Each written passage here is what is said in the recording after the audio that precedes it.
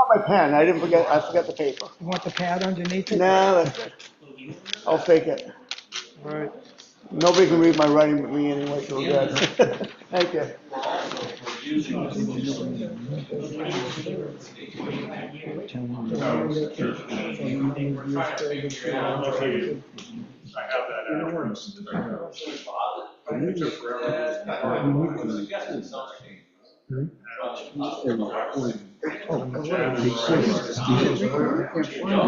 Yeah, it usually it records automatically. Yeah.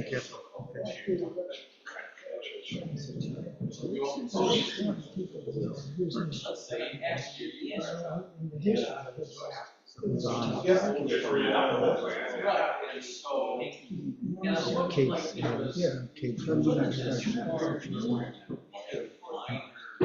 So these are the only ones so far. Yeah, so I'm trying to figure out if we need something. And I tried to read off it, but it's an earlier version of Word.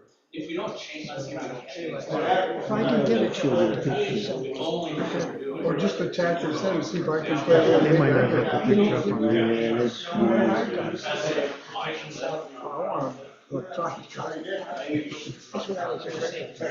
We're moving. Yeah. We're not leaving, right? No, I thought you said host. Yeah, it says. Yeah, that's two music. Okay. Helen,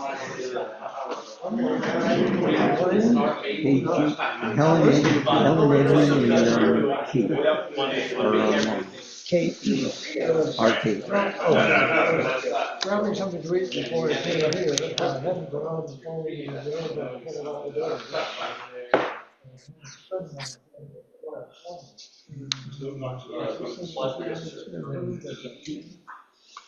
I've heard that for years now. There is a meeting, one thing. I saw the video.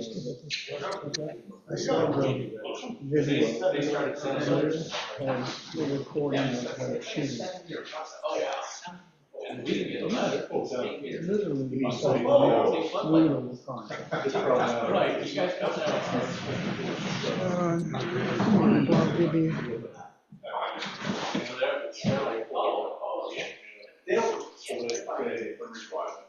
Well, not good.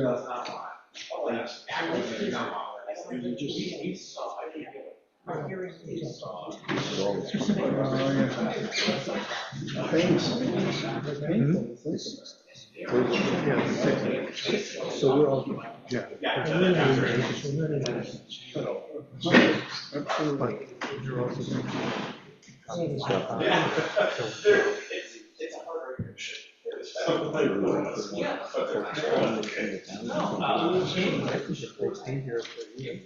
As long as they can come in, they can drop in.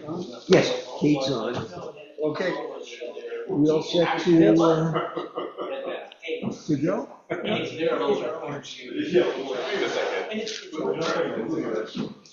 We all set to begin the meeting, folks? All right, let's call this meeting to order. 6:31 on the 7th of January, 2026.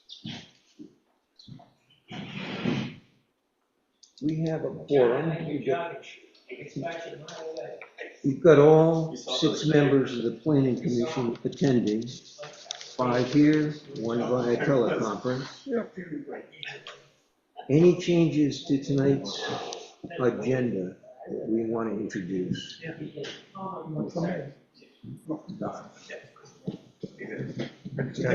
have any changes? You were on mute? Changes to the agenda? It doesn't show up. Jim, I think if I understand Race correctly, if the black thing is unmuted, we are not muted. But It says. That was the PowerPoint? It's that. no, that's it. No, you're. But I think this is the one that's actually capturing the sound. But we might as well unmute them both if it makes This it. is set, right? You are good. Yep. Okay. You just got to let everybody in. You're good. So we still have two that are out there, right? Two. Ellen and Kate. Well, now a third. Amy Ashland just joined.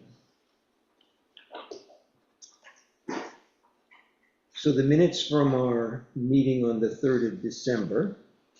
Have you all reviewed them? Are there any issues to discuss? Or can we move those into the record? I wrote them, so somebody else is going first or second. I'll move that we accept the minutes. Second?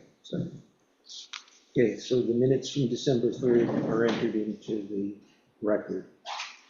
And I don't know that there's anything here, but each meeting we just touch base on the town plan, get a status update. I have nothing. I don't know if anyone else has anything in the town plan. The select board has very preliminarily begun their review of the town plan, and I anticipate it being on the agenda in the coming months. Is that, Right, we're waiting for Two Rivers, for a little bit of work from Two Rivers, which to incorporate the edits which you all approved but did not make prior to adoption. And once we have that, then the board will begin. do you understand? There we go. We agree. Okay. All right, so now we get on to this evening's main topic. Very exciting. Our initial discussion, really, I think tonight's more about an education or learning experience on unified bylaws. The town of Heartland has engaged with TROC to advise us on this, and tonight we begin that process. So Great, so you'll have to watch if anybody's on Zoom because I can't see them. Okay. Let me know if there's a question out there. So I'm Kevin Geiger, I'm the chief planner at the Regional Planning Commission. I've worked with the town off and on for a long time. A long time is fair to say. We have been contracted to work on the unified bylaw, so I'm going to go through, we only have 4 slides. And really, answer any questions that you all have tonight about the process we see it going forward, get some input. We might change the direction a little bit of how we would do the process. And especially I want to talk about outreach as well. So we want to make sure that people know about this thing and give us input as we go along and that type of stuff. So without any further ado, we'll just talk about the next part. And so there's both process and product. And I want to touch about those things. In the process, again, all of your meetings are open. Sometimes people don't realize that all the plans, they can come to any planning commission meeting. And they can. So I want the public to know that and watch, this thing as it goes along. So all of those ones, they'll be publicized. Your meetings are typically just posted. There is no newspaper, like ad or anything like that. But we may decide, a sandwich board or something to get people just extra aware that around there. There was some stuff done on the listserv. I take it for tonight, which is great. The only statutory stuff is at the end of the line when you're in hearings, like you were in the town plan, then there's a newspaper notice and that type of stuff. But doesn't mean we can't do more than what's required. Obviously, the PC decides on the draft. The Planning Commission is essentially a subcommittee of the select, right? They appoint you, you do stuff, it goes back to them. That's important to understand. But the select board will be the eventual audience where it goes. We obviously have to stay within the bounds of the contract, which we're kind of splitting with the town. We had a little money and the town had a little money, and so we said, well, we'll kind of go halves on that, make sure this thing can try to work. But we have planning rules. There's the state law, there's ethical standards for planners, that type of stuff. There are the state planning goals, which all plans have to conform to. Those things may or may not impact. The town plan will also impact as we go forward. I'll talk about that over there. And then at the end of the thing here, the select board and town manager will review and decide what to do with this baby. And that can go to a vote. It can go to a vote of the select board. It can go to a town vote on the select board's own motion, or the town itself could petition that to have it be. So that's the process as we go along. the little bits of the process are we will work with the planning commission and kind of take it chunk by chunk by chunk by chunk. And I'll go over that a little bit more, I think, on the next slide, what those chunks are. Product over there, drafted section, there are texts and reasons, and I had a legal intern this summer help me, and so I'm going to use some of her product, but there's a lot of like pieces of bylaws, and bylaws are their own critter, you know, lay people just don't understand them out of the blue. And so why do you have this thing? Why is it called that thing?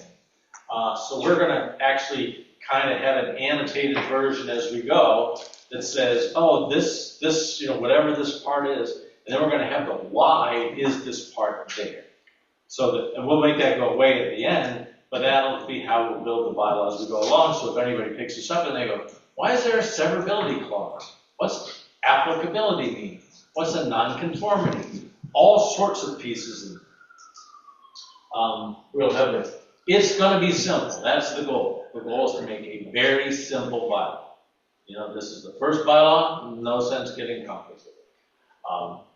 Understandable. That's the trickier part in some ways because there are terms of art, and you write these things, and any of you who deal with, you know, complex matters, you know, whether you're a mechanic or a doctor or a pilot or whatever, there's always these terms and shorthands, and then you got to go, how do I accurately write this thing? And so we try to do that with bylaws to make them understandable right within the bylaw. Like, this is what it means. And of course, it has to comply with the town plan. So parts of it we can't finish really until the town plan is finished. That's really around the uses and districts and zones and that type of thing. And then of course, state law. There's a bunch of odd things in state law, which we're pretty conversant with.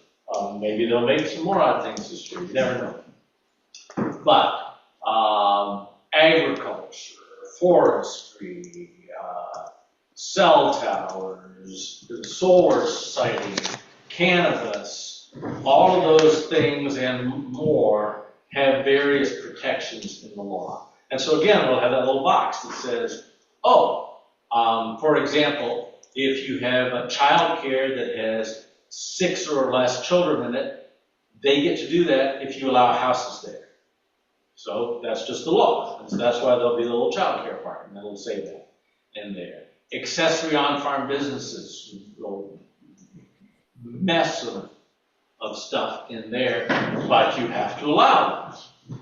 And there are things around accessory on-farm businesses. Accessory dwelling, what's that thing? And so we'll have all these little bits of law.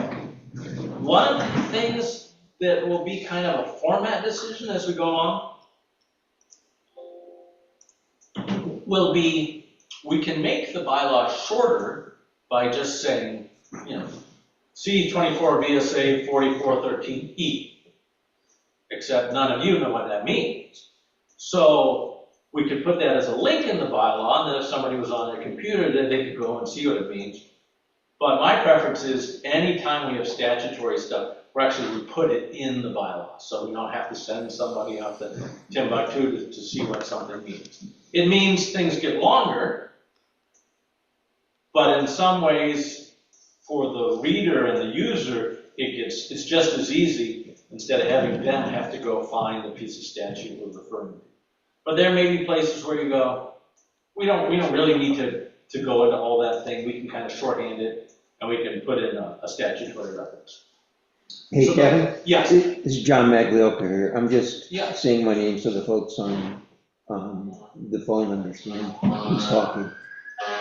I'm a novice to this. Yeah. Should I think of it as prescriptive? Or I'll give you an example. Yes. In an insurance contract, if you don't specifically exclude something, Right. it's covered. Is a bylaw, do they work in that sense, or is it more prescriptive where you enumerate what is applicable, and if it's not enumerated, then it isn't provided for. Yeah, so bylaws generally have a provision that says, if this bylaw doesn't allow it, it's prohibited.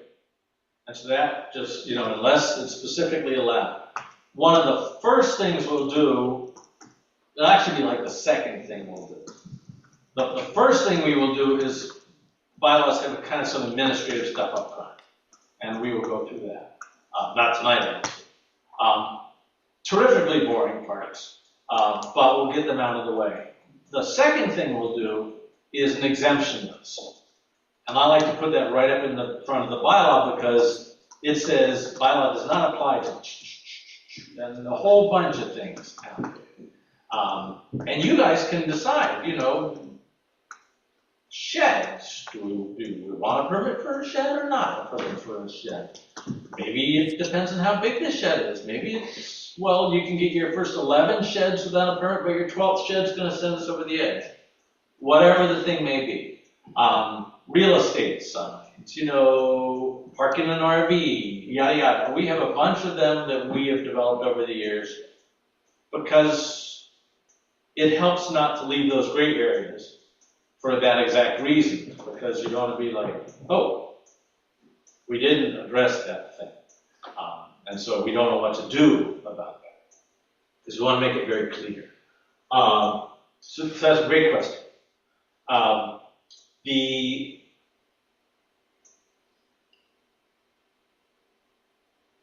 Let me back up a little bit and just be very basic, because it's hard for me to remember, because I've been doing this 36 years, and talk about what a unified bylaw is at all.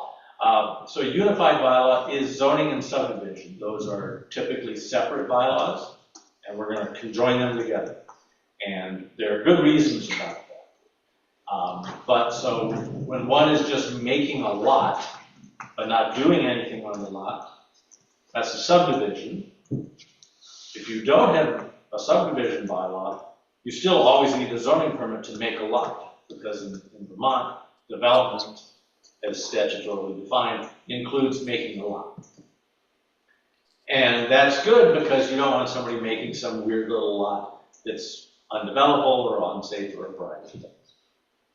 So they'll need a permit for that, and then they would also get a permit to do things under the typical zoning. And zoning is not a thing.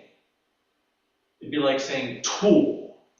When you go to the hardware store, like I just was, there are a lot of different tools in the hardware store. So don't think, oh, zoning means X. Zoning means tool, and you guys and everybody who comes to the meeting are going to get to decide what that tool looks like. And you can say, we don't care about this, we don't care about that, we do care about that. That can go over here, that can go over there, blah, blah, blah. So there's no set model that we use for that. But there are set pieces, and one of them will be districts. And so in your town plan, you have a future land use map. And that has colors and parts of towns and stuff.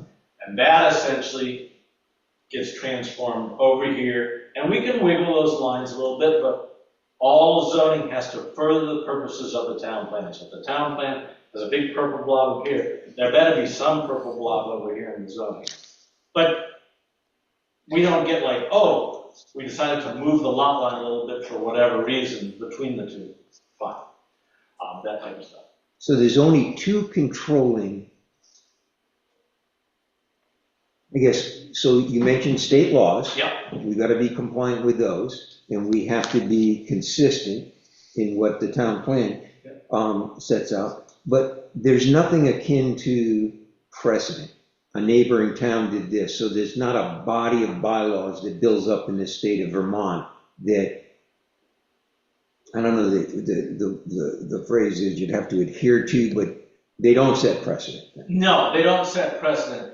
Sometimes there are things which, because we have 30 towns, 23 of them have zoning. We may go, so-and-so did that thing and they did it pretty well. We might go grab some part as the beginnings to work on, I don't know, hilltop development, let's say. Barnard, Woodstock, Cromford, a couple other towns regulate because they do, the other towns don't have to do that or anything.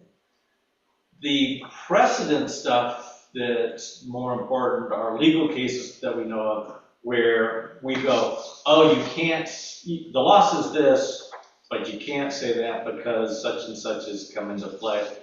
For example, there's something called the Jam Gulf decision, and we would say you can't use the term wildlife habitat. Because the court said nobody knows what that means. Does that mean the squirrel in my chimney? You know, the raccoon in the garage? That's wildlife. So the court said wildlife habitat is a nonsensical term. Critical wildlife habitat or necessary wildlife habitat are terms of art. And we know what those mean. And so if we wanted to do that, you know, we'd get into certain things. But yes, there is no. Okay. And you answered the next question. So there is judicial oversight. Yeah. Or that would be where the appeal process or anything would go. Yes. And there's some bumpers on things a little bit. Like, so first off, let me talk about the rough structure of bylaws, in that you have certain things can go to certain places. That's the idea of zoning, is that there's zones, there's districts. And you want, you know, more stuff over here, less stuff over there, and that type of stuff.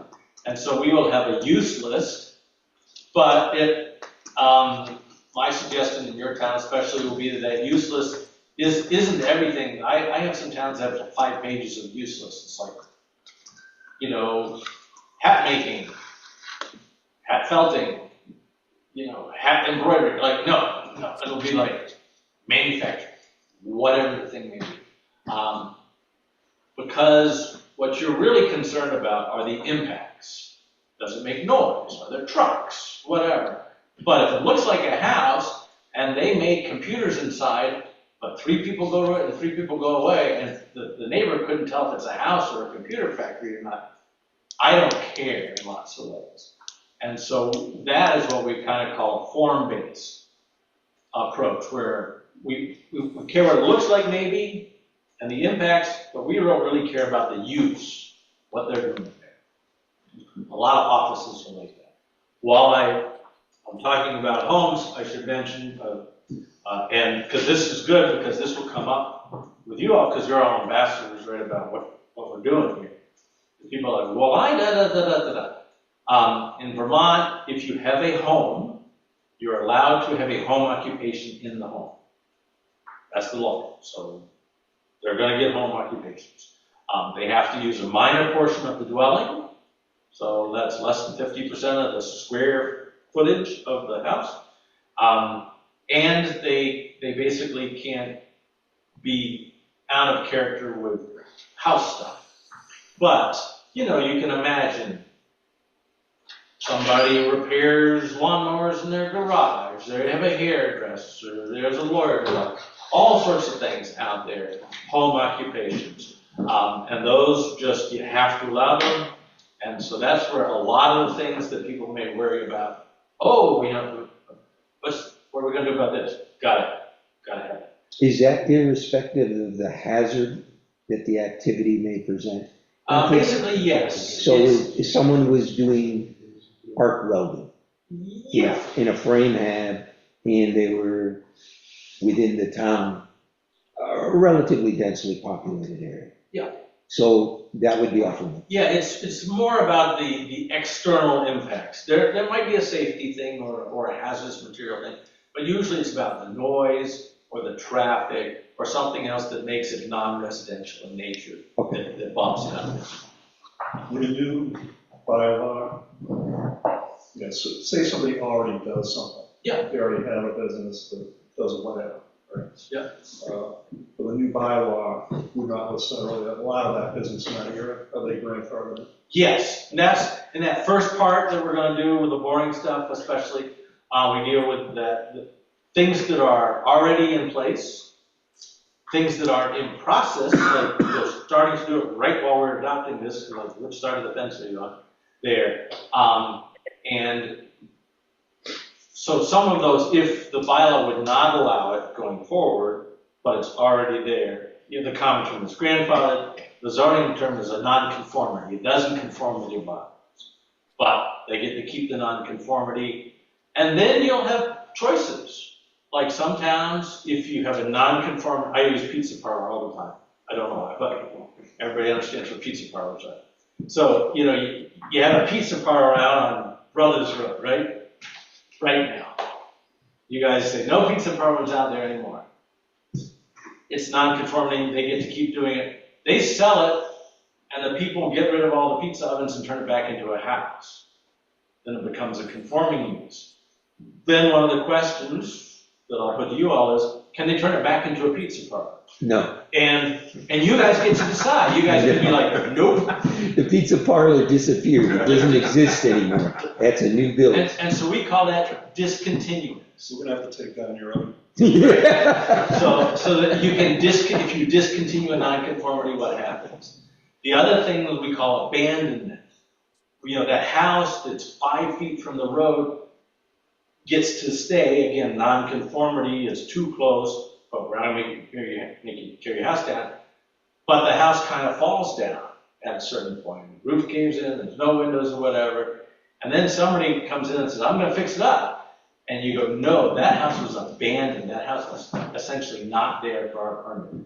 And so that's when they were abandoned. So you can see there's like all these little quirks, and those will be things that, we address, and you guys, I'll kind of talk you through, and we'll have that little box over there to go, why, like we just did tonight, why is this thing there? And it's to deal with all this. Okay, timeline. It'll take months. Typically, we'll meet about once a month, and we'll do a little chunk, and then we'll go and we'll do another little chunk, and then we'll go along. The districts and uses part somewhat are predicated upon the town plan, and so we'll leave some of that stuff till later, and we'll get some of the administrative stuff out, probably the exemptions list out, and kind of do some rough decisions upon scale of things that you want to regulate and scale of things that nobody cares about. As you've done it in the past, have you scheduled work sessions separately, standalone, or do they get subsumed within the monthly planning commission meetings as part of it? Is there an optimal way from your experience? It all depends upon what's on your plate. Like, I was in Plymouth last night, their planning commission is the review body for permits that don't just get straight zoning permits. So they've got permits coming in the door, and they got to have hearings on them and stuff. So I got to work around that if I was there. You don't have permits coming in the door, so that'll be easier, but you may have something else you're up to. But typically, the pace is a little slower in the summer, just because people are way more in the summer, and then it's kind of steady. About every month is a pretty good pace. It allows people to think about some things, to get ready for the next meeting, come along. And what we would do is we'll send you about a week before the meeting, and so then it can be in public and stuff, is we'll send you, material to start thinking over, so you don't necessarily come in flat-footed on each one. And as we cast forward, then, it would be fair to think about beginning with an 18-month timeline. Yeah. And how much commitment at each meeting would we put into this process? 1 hour, 90 minutes, 2 hours? What, from your experience, what have you seen? 2 hours is generally too much to be intelligent. Yeah. For a period of time. An hour to an hour and a half is good. And it all depends, because there may be, especially if we get a bunch of public in and they want to know, what is this? And we got to go over stuff. Great. So something about that amount of time is usually good. And so we'll have several meetings to get from here to the end. We don't always have to have the same type of meeting. Typically, planning commission meetings are at night, and they're in this room, and yada, yada, yada. But if you guys say, oh, let's look at the schedule, can we schedule a Saturday afternoon, and do an open house more?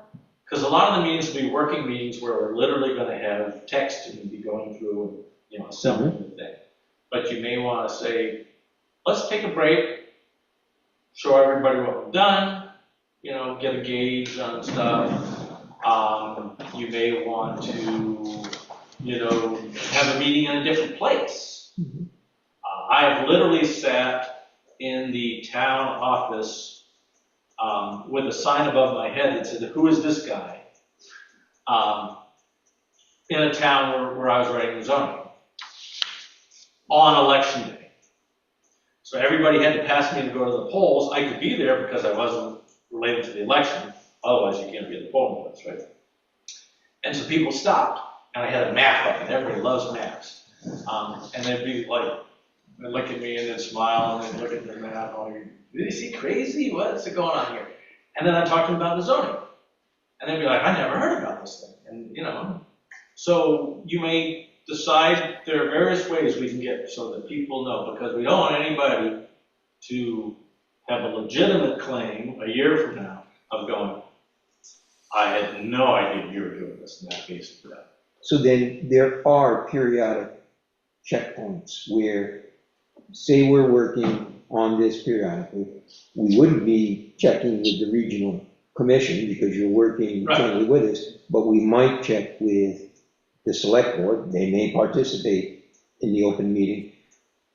Is there any validation with the community? Yeah, well, that's your job is to make sure you're channeling the community. And so if you need to play a devil's advocate because that's not represented in the room, you need to be like, well, I think the community is going to be worried about this, but none of us are. One of you should really be bringing that to the table. Saying, what about logging? I'm like, can't regulate logging. Are you sure? I'm like, yeah, I'm sure. Farming is a different thing because of the crazy Supreme Court decision, which has exploded our head. And so I'll get into that later, but logging definitely not. So again, several months. We'll begin with the overall stuff, which will be the first meeting somewhat. We're doing some tonight, but really in the first meeting, I'm going to get some almost style direction from the Planning Commission as we go along.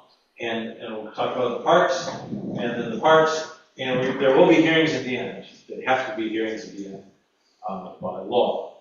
But again, typically what you have is an administrative part, and then you have the general standards that say this happens wherever you are in town. And then we have the districts and each standard for the districts. And you currently have the floodplain bylaw.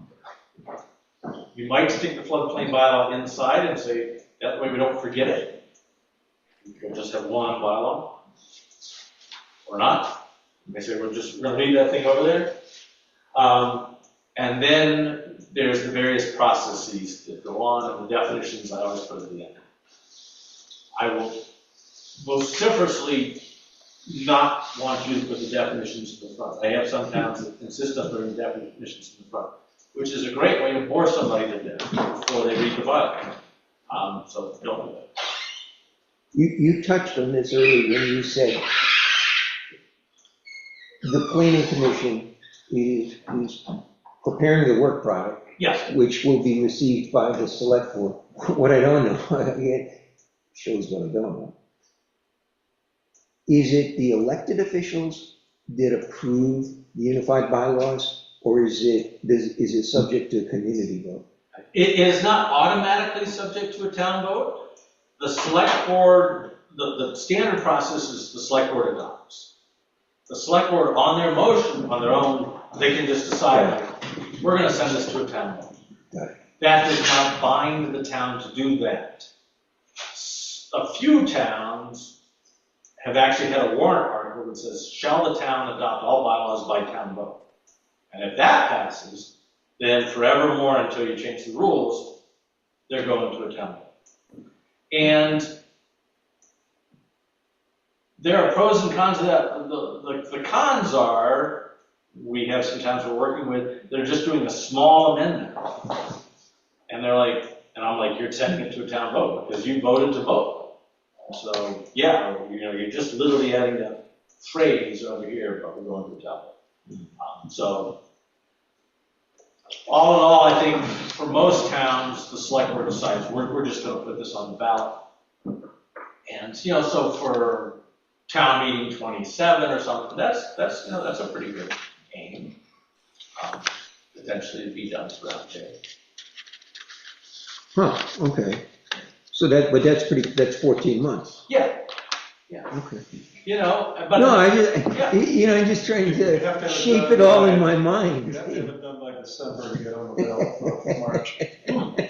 Right, so it's really 11 months. Okay. And so that, that's probably pushing it, but town meeting is a great way to be like, here's drafts, there's something in the town report, all sorts of stuff, a way to get the word out about things. But all your hearings and everything would have to be complete.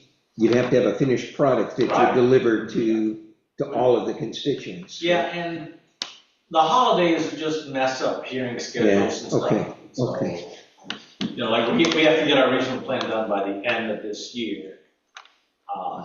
So we're really gonna try to get it done by October, because otherwise it's just kind of crazy. Right. So, other questions? That's real. Kevin, I have a question. Oh. You touched on it briefly. Yeah.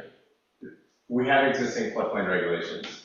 What is as we go through it, I would be very interested in your guidance on whether or not they should be incorporated into a proposed unified bylaw. The good thing about them being incorporated is people don't forget they're there. Or they go, oh, they read your bylaw and they go, sheds are exempt. Off I go, shed, you go, but they're not exempt in the floodplain. And I'm like, oh, and I gotta remember that part of it. So there's a reason to stick them together. The reason not to stick them together is you get to the end of the line and it goes to a vote and they vote the thing down. You're like, wait, we don't want to explode the floodplain bylaw we have. So maybe we keep them separate. Could that happen? Oh, yeah. Oh, What? But you would have an existing floodplain bylaw. If the new yeah, but bylaw wasn't adopted, you'd still have the old one. no, because typically what you say is that, if this is adopted, this repeals in its entirety the previous thing. So Oh, you actually geez. adopt it. Right. Yes, exactly. I mean, that one's got, but the implications of that from federal and regulatory Yeah, standpoints From an is insurance perspective. crazy. Yes. If the readoption doesn't require a town vote, it can be readopted by the select board and the select. Correct. Okay. Yeah, it's board. like, But well, Well, you'd have to warn it as a new bylaw. That's why, so maybe a 30, 60-day gap. The challenge would be that in that 30 or 60-day gap, people could buy federally backed mortgages, couldn't get a federally backed mortgage in the floodplain. all real estate. Oh, yeah, it Yeah, 'cause really we'd be was a big non-compliant. rent in- Would be a non-compliant community. The, It would be a big rent in the system. the law does require, assuming there's a separate bylaw, if a flood permit is needed, that permit has to come before the zoning permit. There's only a couple places in the law where there's a thing like that. Act 250 is different. Somebody can get an Act 250, never apply for a zoning permit. They still can't do anything because they didn't get a zoning permit. They get a zoning permit, never get their Act 250, yada, yada. The other place has to do with septic permits. And you are enabled to require somebody to get their septic permit first before you issue a zoning permit. Instead of being like, I guess this will work, here's our permit, and then they forget, they needed to go to the septic permit. That's one of the big joins. This is not a concern of the planning commission, it's outside our scope. But in terms of the town, Yeah. is a logical outcome of this a new administrative and enforcement function? Yeah, I mean, just like dog ordinances or whatever, you're gonna have to enforce the thing and have a zoning administrator be the. So that's an added function, added cost, right, to the town? Okay. Yeah, I mean, some towns do it, Bethel town manager, I'm not suggesting that you have to do it this way, but Bethel town manager is the zoning administrator, in their town. That's the only town where that has been the case. Most towns have a specific person who is on a very part-time basis. Some people pay them a flat fee, and sometimes pay them more by permit. Yeah. And so, And they need to be a resident of the town. no, they can be whoever. And in fact, we are that agency for one town. We've been up to 4 towns being the contract zoning administrator. But right now we're just one town. Yes. My question is, you're trying to get a package together by October or the end of the year, whatever it is. Does that mean either the town or the select board would vote on it then, and then it automatically be law? Or is that something that they put together, you look at it, and then it goes for a couple of years, or does it happen immediately? I guess that's the question. Sure. So the planning commission is required to hold a hearing on it. Then they send it to the select board has to hold a hearing on it. And then if they adopt it, it becomes effective. One of the quirks of Vermont law is that when the select board warns their hearing, it essentially becomes effective. And I think they did that so that people didn't try to run in and start doing things before the zoning became effective. It causes you all sorts of headaches, but because you go, we ended up not adopting it. But in the meantime, we gave people permits. What do we, I don't know, I would do that. But that is the process. It becomes effective once ever, if it's a town vote, the town votes, or the select board adopts it. So now all they do is a notification permits that we have to do anyway, and Yep, just keep it. yep. And As then it it just, is for now. and then it just runs. Unlike your town plan, which expires and goes away. Zoning doesn't. It just keeps going. Does the town plan actually go away forever, or do we still continue to do the town plan every so many years? Well, you should, but if you didn't, it goes away and is gone. And your zoning. Yeah. Okay. You just have to have an official action. Yeah, we want you to have a town plan, you are not required to have a town plan. You are required to have a town plan should you try to change the bylaw. So if your plan were to lapse, and you're like, well, we want to fix the bylaw over here, and you're like, oh, then you kind of get in a pickle. It's all, we've dealt with every variety of these things as you go along. Are you suggesting, or that we don't start on this until the town plan is adopted? No, we're gonna start on this next month. What we want to do. Because I'm not doing the town plan. That's why Brian's over there working on the town plan. And so that's the first part is what kind of meeting do you want to have next month? And when? And do you generally have a set day you meet on? We do.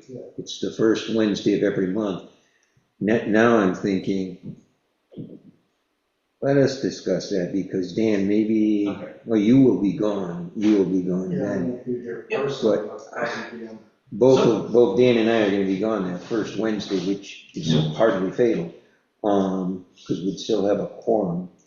But why don't we just change the meeting? Maybe we Yeah, can do so that. talk amongst yourselves and get back to me with a date. I'm scheduling a lot of meetings with select boards because of the regional plan in February, so Okay. let me know and then I'll look at my calendar and stuff, and we'll go. But that answers your question, right? Are there any, you have the Zoom out there, I don't know if there are people in Zoom land. Yeah, there are any- 4 folks in there. Any more questions from anybody right now? And then, as we go along, I'm sure there'll be questions. I mean, Amy, Sarah, Helen, Kate, Yeah, I do. This is Amy Ashline. we can hear you. Can you, okay. I guess I'm just wondering, since it's a unified bylaw project that originated with a request from the select board, and is being funded by the town residents, has the select board adopted or published a written project scope or statement, that includes like the goals, the limits, the budget, and how public input will guide the decisions so that this could be used for the work and the process throughout? So that for me today or tomorrow or next week, I can see it, but also for anybody new next month or next year that moves into town can still see that at any point in time. Actually, on that very subject, I just talked to the chair, and we would like to see the contract Yeah, between you two. that's what I was suggesting. Yes, and if we publish that, maybe that's a partial answer to what Amy's looking for at the moment. Yeah, really, and in the contract, it's the attachment A on that contract, which is kind of the one page of the text. Yeah, I think that would be good. The other question that I have is, I guess may go hand in hand with the scope or what we get from the select board is, how does it get decided if the select board makes the final decision or it goes to town vote? How does that happen? So the law is the select board can just decide it, that they're going to do it or send it to a vote. If there is a petition and a warrant article, you can make it go to a vote. The townspeople can make it go. Okay.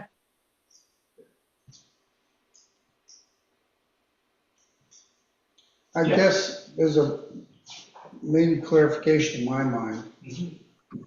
It would be helpful to draft some document that talked about the genesis of this request, the contract, answer some of the questions that have come up. Will it just be approved by the select board? Is the intention that we will be moving forward once the select board has gone through its review process to a town meeting? Those kind of guidelines would be helpful, I think, to me, so we don't have So extra Steve, questions. you coming mean up. something like a fact. If we begin developing a fact document that every time a question comes up and an answer is provided, we put that in the document. The document would be in the public domain, and it would likely answer many of the questions that will be asked repetitively, I think, right? Everyone that gets involved will have questions. And you might, we don't, for a variety of reasons, we don't build those on our website anymore, but you might decide on your part of the town website to kind of go and, have some language around how the things are going, and a frequently asked question type document, FAQ. Did anything not work by doing that? Is there something we should be avoiding? No, we just, we stopped doing it years and years ago on our website, just because it became complicated. But we can certainly draft materials for the town website. And when we get near the end, typically what we've done is drafted a one-pager or so that says kind of that, what is this thing, how did we get here, what's it do? And we even tend to write now a preface piece on the bylaw itself, which is a little more explanatory than somebody just opening the page one and starting to read the bylaw. On the petition that she was asking about. Yeah. Like, is there a number of people that have to sign that petition? Is there a limit? Yeah, there's What- I forget what it's. What's that involved? Some percentage of the registered voters in town you know, what the percentage is. And that number, it's a fairly low number. Yeah. The clerk, Yeah. the town clerk would know off the top of his head, I don't recall. Yeah, Thank you. yeah, it's pretty small.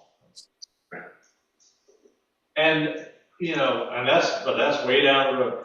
If you get there, you know, my advice would be probably talk to the town about the petition language, because petition language can't change. If you get it wrong, then select boards end up with these petitions that either aren't doing the things you want them to do, or are illegal, and they're like, we can't put this petition out there because it doesn't, or they're illogical.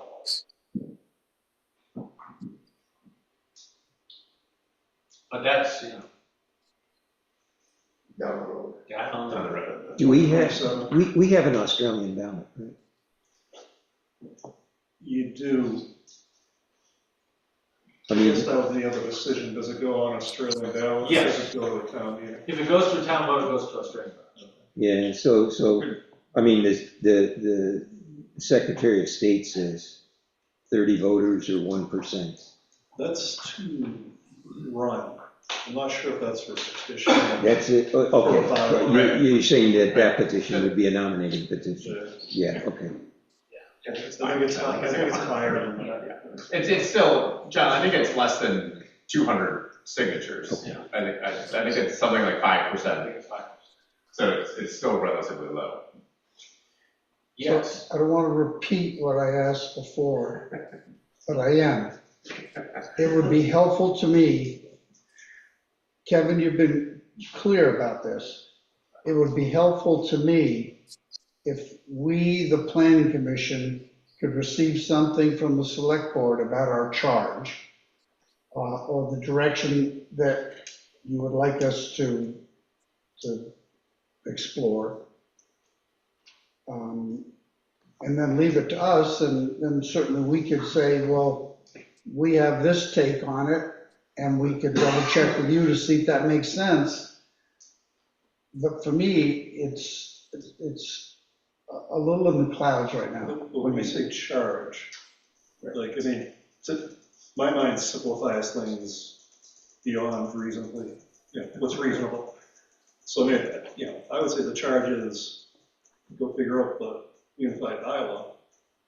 I'm not sure that the select board would put any parameters around, like say, you know, don't make subdivisions less than 30 acres, right? I mean, No, but I think I was looking more for the charge that would be more of the process rather than specifics that would go into a bylaw. But I think we would defer to Kevin for the process. Well, And is that in the contract? But so let's remember the origins of this entire conversation was 2 years ago, Kevin came to a planning commission meeting to work with you all to put together a municipal planning grant application.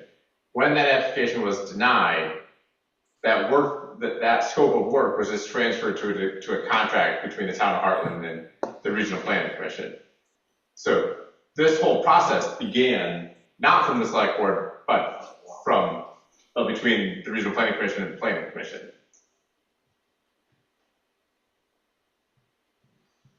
You're giving me a confused look, Steve. I'm not sure if I remember it exactly that way, but I do remember parts of it. I might be That's too okay. towards oversimplifying that process. That's okay. I don't remember that it was denied per se. It didn't happen, that was for sure. The But- grant application was denied by the state. Oh, by the state, okay. yeah, I would say the attachment A you'll see in the contract is, gives you some of that, but it doesn't give you a lot of the definition. And that's one of the things that, you know, we'll work on, like, okay, monthly meetings, do we want, you know, to have some type of forum in the middle and some type of forum in the end before we get to hearing things? How do we want to try some, you know, extra stuff to get people in the game? I've had people come and watch, because they're like, what are you doing in that basement? And I come and watch. And nobody lasts for more than one meeting. I'll try. We're just trying to make it to the end of this one. Well, I'm not out riding. Just because it is kind of just a bunch of little decision points. But then what we'll have is we'll have a draft as we go along, which will be available. It'll be static. We don't relinquish unlike the plan, we will not relinquish the digital documents. We will have the digital document. You will, while we're in the contract, you will never have access to that digital document if they can change. We will have that. That'll drive us crazy. Steve, is your question going back? Drafting the town plan, working on the town plan was a lengthy process. And I think at times there was some confusion about what our mandate was, what we should be doing. Is that one of the concerns that you have? I guess my concern came from all of the assorted questions that came up tonight that didn't necessarily have a specific answer. And if I'm going to sit here and happily invest my time, I want to make sure that I'm going in a direction that was intended. I think we're all learning about this together, right? Select board and planning commission. So I think we're kind of on equal footing. Yeah. But it would strike me that an important part of it might be the continued communication between and so, attending each other's meetings, like what we're doing tonight. So it should be like at least maybe every other month update from the planning commission. So I try to get to the select board. Yeah. When I see it on anything that's on the agenda for us, but it's probably going to be, once it starts, it's probably going to be almost automatically, at least. Yeah, I think you really have to do it at least every other month. Yeah, as soon as they get, they get ramped up, they get going here. So, so I just speak for myself on the part of it. I think on the direction, Stephen, the idea is basic. That certain, right now, there are going to be all sorts of parts, but the overall idea is basic bylaw, not, every thing under the sun. And that's the type of thing where at a certain point, the select board and John will be getting copies as we go along. They might go, whoa, that's starting to get out there. And you likely get 5 different opinions, but I think the point is if you overregulate, you're probably doomed to failure. Right? Yeah. That's why you start with a kind of reasonable size. I won't push it anymore tonight. But what I heard is it's going to be basic, and I don't know what basic means. So we can define basic. Yes. Okay. And because it's a new process for you all, it's going to kind of have to be that, and you'll see it as you go. And you go, oh, that's,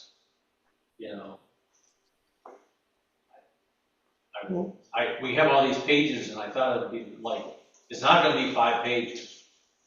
It's not going to be 20 pages. But it's not going to be 100 pages either. They'll be in between 20 and 100. Hopefully more like 20. How about 47 pages? Well, I think less than that. I'd just like to say that my associate to my left, I think, was telling me that where we're at right now, that he feels kind of loosey-goosey about it. I say that it sounds loosey-goosey to me. Yes, and I think you're saying it is loosey-goosey. It is, yes. So because right now your charge is go to the hardware store and get a tool, and then we're going to be at the hardware store looking at things and going. I'm not opposed to what we're doing. I just am uncomfortable with the time we spent learning that it's loosey-goosey. I respect you guys saying that, and I really do appreciate you guys because I will tell you that joining in at the public comments for when it came to the town plan. I really do respect that you're kind of bringing this up now to be able to make sure that there's clarifications on the roles and having a direct scope that's handed to you so that you understand and know who's doing what and your charge that you're taking on, what's in scope, what's out of scope, and also so that throughout the whole process, it's very clear on where you are and who gets it after and what's going to happen. So I do really appreciate you guys, looking at that because as loosey kind of goosey as it might need to be, there should still be a scope that says why are we doing this and what are we planning on,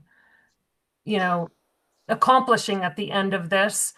That all goes around budgeting and process and procedure throughout anything like this that's taking so much valuable time from people should have a scope, as well as at the end of this, what's going to be needed for budgeting and administrative to make this work in the town. So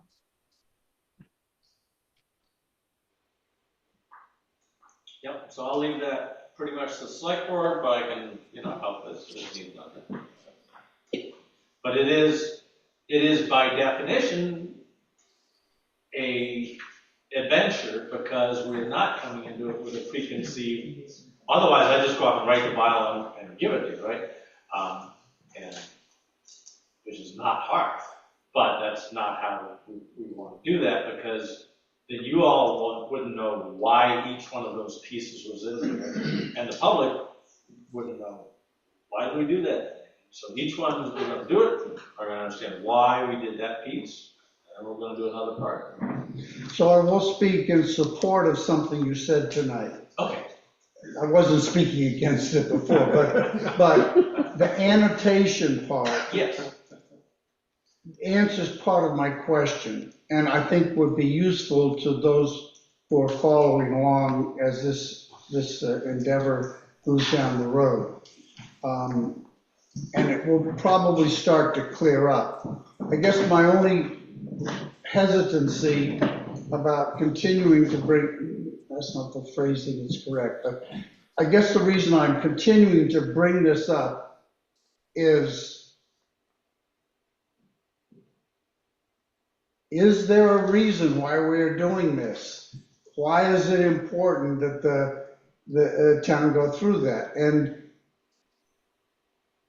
there may have been a document that I had seen at one time, but I'm not recalling that in my mind that gives me that clarity.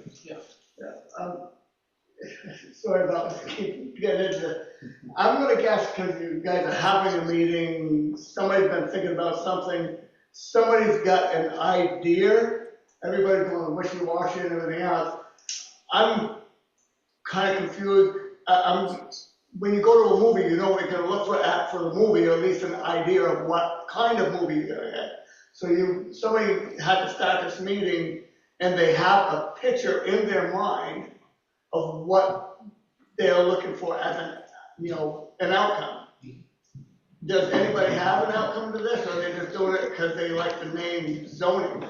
That's what I'm curious about. I think Kevin indirectly described what we're after, and that is a document that supports the town plan.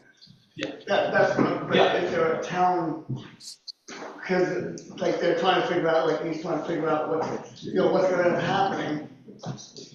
But don't you usually start with a base, you have a group of things, and then you throw this out and then you throw something in?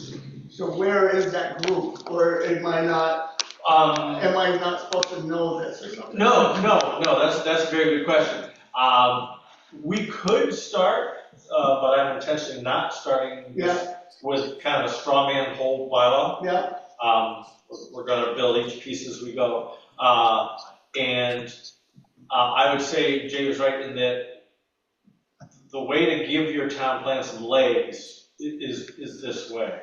I know that just from my interaction with the town, we've been here before. we've wanted to do this before, we've tried it before, it didn't work out. The town has been chastised, certainly during Act 250 hearings about, hey, this would be a lot easier if you guys had bylaws, because then we know what these things meant. Because the town plan, by nature, town plans say, we wish you would kind of do something here. And I agree this should happen. And keep things. Who's speaking, please? Would you please ID yourself?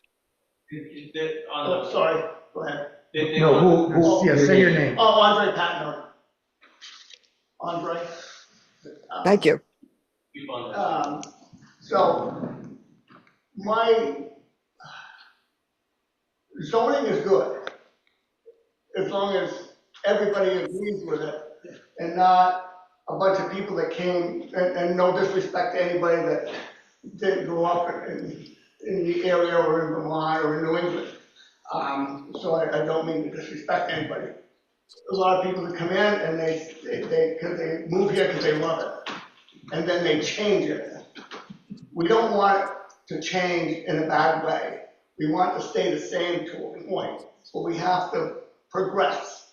That's progress is life. Some things I don't agree with. I'm personally here for the short-term rental thing. Okay, I don't have a bunch of places to rent or anything. I rent to nurses. The short-term meaning I can't rent to them. I have to have people that come in with a bunch of kids, or the people have Airbnbs. Airbnbs, in my opinion, is the best revenue for a town or the surrounding areas, because they come in for the weekend, they go to the local store, they love the local store. That's why people love Conrad. You come in with a family, they generally go to Price Chopper. It costs the town money. It doesn't make the town money. Airbnbs do, which I don't have any. Short-term rentals, I have long-time and short-term, only two, but that's fine. But these people bring in money, and they bring in, good people, and nothing wrong with having families and kids, because I have some, and I went through the school system, which is great. I don't have a problem paying my rent, and paying my taxes and everything else. And that's my concern on this whole zoning thing, in case I don't have a chance to talk to anybody about it. Have you read the town plan?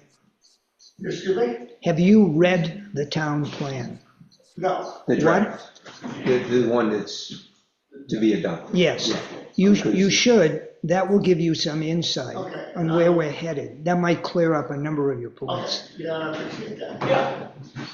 Just kind of to sum up a little bit, I think the genesis is really that the town plan doesn't have limits. Right? Yeah. It doesn't Yeah, hold this up- is a plan. It doesn't hold up the legal proceedings. We've learned the hard way several times, and that caused us all, not one body or the other, Yeah, but Jim, caused us all for the light bulb to go on and say we really need to do what something. I'm talking to him about is what's the philosophy? Right. What's the philosophy is point in of the it? town Not plan. how you regulate it or It's very that business. detailed It's and just comprehensive. what the select board, the planning commission, and anybody else that's come in to talk to us. It's the philosophy of where we're going. But you raise a good issue, I mean, and it could be, all sorts of things out there, but that short-term rentals, okay, are we gonna regulate them at all or not under this bylaw? That'll be kind of the first decision, touching it, not touching it. And where we touch things, we're gonna be looking to the town plan for some foundational language that usually will say something like, think about housing, or there's got to be something over here that drives us to do things over here. There's a million ways we could cut short-term rentals. I have no take on whether or not the bylaws even touch that like that. See, I would say, and people might disagree with me, but the last part of this discussion,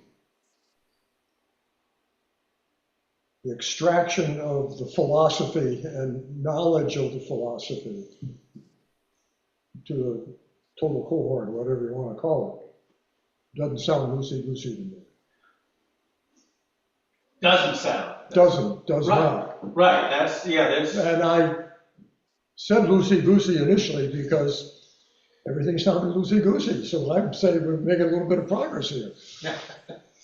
and as we go on, that's the film, Yeah, it's actually good. What we're going to is we're going to a film and it's gonna be blurry. And we're gonna be like, what?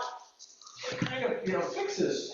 And I'll be up in the projector room and the planning commission room, and it's gonna get less blurry as we go. And so all those decision points are going to, bring us down to that. and I will look at the plan, and I will inform myself better. But I don't doubt that there's other people listening that are lost just like I am, and have a lot of questions, and if I don't ask the questions, nobody knows the answer. Yeah, like I said, we're all learning together. Yeah, and I'm gonna give the guy, I'm working on it. That's why I'm excited to use this approach that we have not done, which is to kind of do this annotation. It's going to almost be a sidebar for the whole way. It goes, this is why, this is why, this is why, this is what this thing does, and why it does it. A lot of it's going to be like, you have to do it this way because the law said you did. And as we go along, this is this way because it really works better. So during this process, does anybody that's joining the meetings within the town get to participate during that? I mean, is that what you guys are deciding now, or what? How does that work? To me, that works at the chair's discretion, how they. Our meetings are always open meetings. Yeah. And we recognize the members of the community that come here and want to participate, whether to listen or to contribute or voice concerns. So, yes. Okay, very good. Yeah, can I just say something? This is Helen. Sure. I think that people should know what's going on though, because when I saw the agenda, I really didn't know what you were going to be talking about. You've had the planning commission, the town plan, blah, blah, blah. But people, it's like they're in their little lives going to work and everything, and they don't really know what's going on.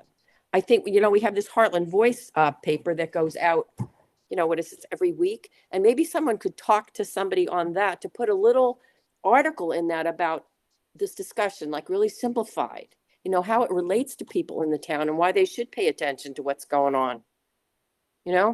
Is it that hard to do that? People should know what's going on, and oops, I just unmuted myself. It's just confusing, it's very confusing. And someone asked me to explain something the other day about something that was going on in the town.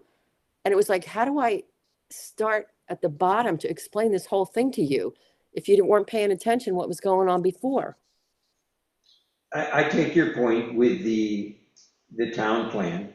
It's if you're a repeat participant, well, yeah, it's just a status check on it. But if you're looking at it just as it was just town plan, I can see why you didn't understand that. I thought the piece about the bylaws was quite explanatory, and that was the thrust of tonight's meeting.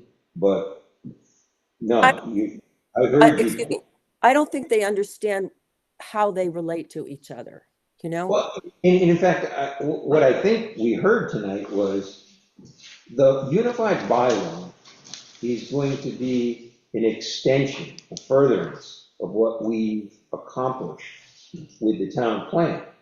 It begins to actualize some of the things that were said in the town plan. So I don't see it as being a deviation from the town plan. No, I think it should be in concert with it. Yeah, it was a deviation. I think it's supposed to work together, but people don't understand that. Okay. Bylaws, town plan, what does that mean, Okay. No, that's good. If you have that question, we're pretty certain that others will have that question. And you've seen some of the questions just with the folks here that are probably a bit more informed than the general populace. And there's been some confusion. And that's part of what tonight was all about, to begin to sort through it and put order and understanding to this. Have you been online all night tonight? Have I? Yes. Mhm. Okay. I know that if you haven't been on the planning commission for 5 years or 50 years, whatever it is, that you might be confused. But the question you seem to raise is that I think you just said how the town plan relates to the unified bylaw. Yeah, I think that's probably how people in town might look at it too, because they don't, they're living their lives and it's just like, okay, town plan, what do the bylaws mean? They're not sitting at planning commission meetings. They don't listen to them a lot. They don't listen to the meetings, although they're easy to listen. Maybe when you read the minutes of this meeting, we'll try to put a line in that in 2 sentences answers your question. But people they're not gonna hunt out you know what I mean? Then if they don't come to the meetings or they don't talk to us, then what else can we do? We can put it on the listserv. We're not going to send a letter to everybody with what our minutes are. And it's incumbent, I think, on residents to look about them a little bit, to say, well, maybe I ought to look to see what was on the listserv, or come to a planning commission meeting. Helen, I fully admit that I was not very clear on some of these connections, even though they were obvious, but somehow I had missed them. My takeaway from your questions and your involvement, and Amy's and everybody else who's online, is that it's incumbent upon the planning commission and the select board, those entities that represent the residents of Heartland, to find as many ways as possible to communicate what we're doing, where we are in the process, and provide an opportunity for questions, feedback, etc. I don't know as I can map all that out for you now, but I will say that that would be something that we should attend to. I think that sounds really good, and I think it would be good for all the people who vote. Well, even the people who don't vote in Harlan. It's our obligation to do so, but I will say the minutes go into the town's record. In the past, we've seen issues arising when multiple people talk about the same subject through different channels. We tend to sometimes unintendedly introduce confusion. And so communication is critical, and we should be communicating. But I think we need to talk with the select board, the town manager, how best to communicate, but really be communicating what's intended and not inadvertently introduce any misunderstanding. Yeah, I think you're very right there. And if you, most minutes for meetings are not really detailed, so people can't get, a lot of the little detail that goes on. Anyway, thank you. Thank you for I'd like to make one comment. I understand that the Heartland Voice is going to be doing something on this very subject. So stay tuned for that one. That'll be good. If it's discussion of the issues. Yeah, thanks. No. So I was just thinking of, even on the town website where I could easily find the town plan draft says new news. And even if it was something simple as the scope from the select board that the planning commission is working towards, that gives an overview with the project scope, what to be expected, and where people could participate with a link, or even if it was directing people, it's it's giving some kind of information up front, because unless you specifically know, you can easily get lost right in the town page. Yeah. I would add one point. Sometimes a simple metaphor really enumerates the issues that two gentlemen here issued. And I will quote from the chair of the District 3 Environmental Commission at a hearing which it's safe to say we lost because they have a 16-bed permit that the Planning Commission objected to. The chair of the District 3 Commission said, "We are not the cavalry that comes to the town's rescue because you can't pass a zoning ordinance in Heartland." Kevin was there, Katie was there. I think you may have missed that one, George. I missed it, But yeah. that's happened several times. We're no longer the cavalry that rides to our defense. We have to defend ourselves. Well, that's true, but I mean, Amy and Helen, you're repeat offenders. You invest the time to listen and become involved, and that's what it takes. I mean, we can't force members of the community to participate and to take an interest in this. It's very important. I mean, I don't know too many subjects that are more important.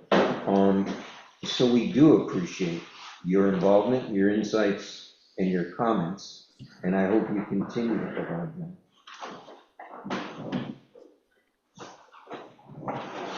Thank you. No, I appreciate that. And it's true. We can't force anybody. It's just making people aware so that they know what's going on and where they can, look to participate. All right, thank you. If we could discuss, do we want to move that meeting, or does it just create problems for everyone if we moved it either a week forward or a week further out? Would you be able to come? Yeah, Oh, yeah. okay. And, but, I mean, we got all of us here, Kate's here, and. Are we gonna run into the same issue if we move it a week one way or the other?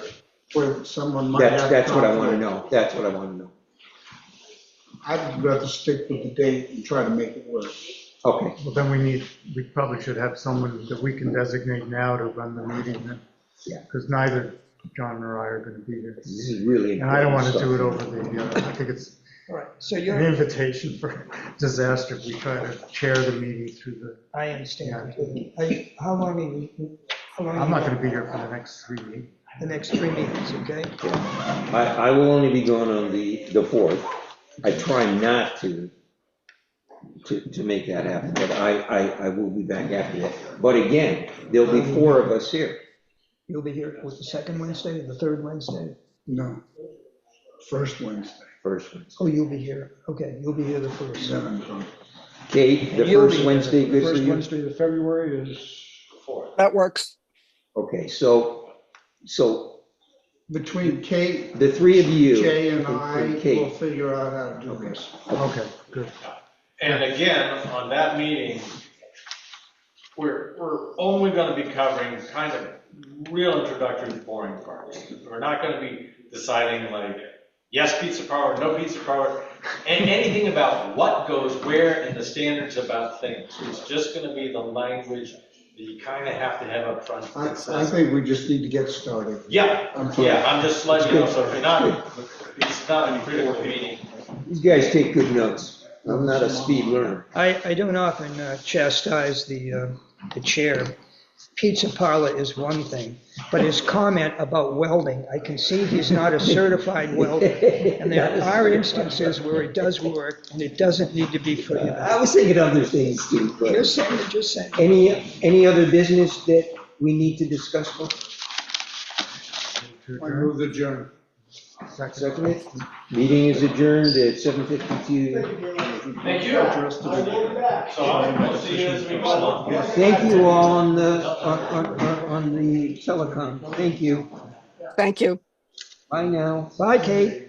Bye-bye. How's the weather out there? She's gone. No. That's chapter one. So,